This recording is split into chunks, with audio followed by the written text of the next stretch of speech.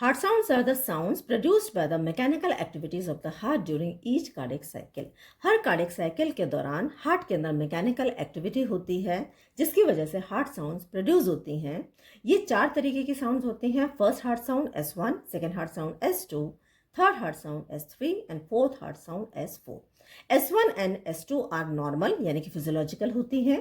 Third heart sound can be normal और abnormal यानी कि फिजियोलॉजिकल और पैथोलॉजिकल दोनों हो सकती हैं, but the fourth heart sound is always abnormal, that is pathological. S1 क्योंकि सिस्टोल की अवस्था में होती है, हार्ट के कॉन्ट्रैक्शन के दौरान होती है, इसलिए हम इसको सिस्टोलिक हार्ट साउंड भी बोलते हैं।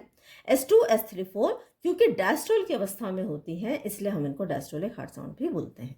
अब ये जो हार्ट साउंड्स हैं, they can be heard all over the cardiac auscultation areas. They can be heard in the precordium. Precordium का मतलब होता है वो एरिया जो कि हार्ट के इन फ्रंट ऑफ प्रेजेंट होता है। अब ये जो 4 एरियाज हैं जिनको स्पेसिफाई किया गया है जहां पे ये हार्ट साउंड्स बेस्ट सुनी जाती हैं, पहला है aortic area, that is the second intercostal space. This is the second intercostal space, right sternal border, ये राइट स्टर्नल बॉर्डर हो गया। दूसरा है pulmonary area, second intercostal space and left sternal border. तीसरा है tricuspid area, that is the fourth and fifth intercostal space, again left sternal border.